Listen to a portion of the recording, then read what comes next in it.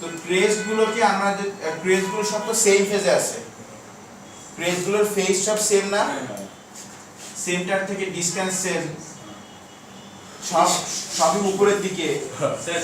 ওয়েভের কার্ভিং কোন দিকে হচ্ছে? উপরে, উপর থেকে নিচে, উপর থেকে নিচে।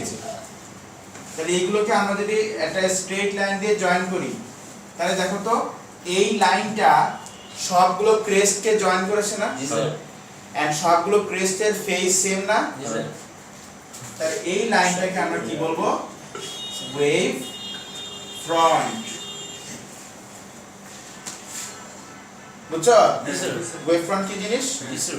আচ্ছা, এবার তুমি এইখান থেকে আসো ওয়েভ লেন্থ। তাহলে আমরা আপাতত দুইটা জিনিস শিখলাম, একটা হচ্ছে ওয়েভ ফর্ম, ওয়েভ ফ্রন্ট, এবার আমরা আসি ওয়েভ লেন্থ।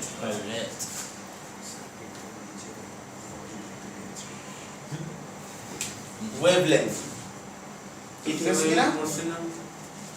আবার করবো, সমস্যা কি? শোনো, ওয়েভ লেন্থ মন দিয়ে শুনবা। জি স্যার।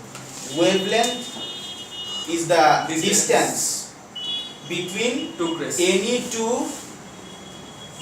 consecutive particles. Consecutive মানে পরপর, পাশাপাশি।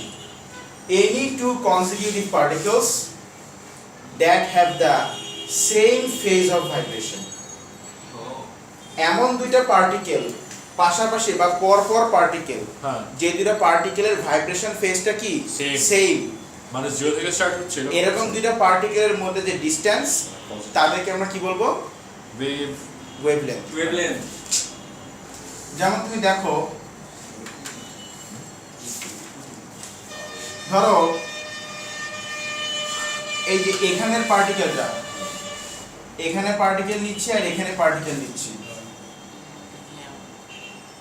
সবগুলোর ডিসপ্লেসমেন্ট উপরের দিকে and same displacement, but look at wave carving.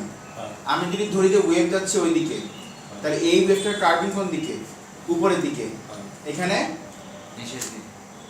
নিচের দিকে, এখানে কার্ভিং উপরের দিকে। তাহলে বলো এই পার্টিকেলের এই পার্টিকেল সেম ফেজ কিনা? হ্যাঁ, সেম ফেজ। কেন? বিকজ ওরা একই পজিটিভে আছে। বাট দ্য ওয়েভ কার্ভিং, ও না না না, নট সেম। বাট এই পয়েন্টের এই পয়েন্ট হ্যাঁ same. Same same carving. Same carving, same distance. তাহলে এই পয়েন্ট থেকে এই পয়েন্টের যে ডিসটেন্স, তাকে আমরা বলবো ওয়েভ লেন্থ।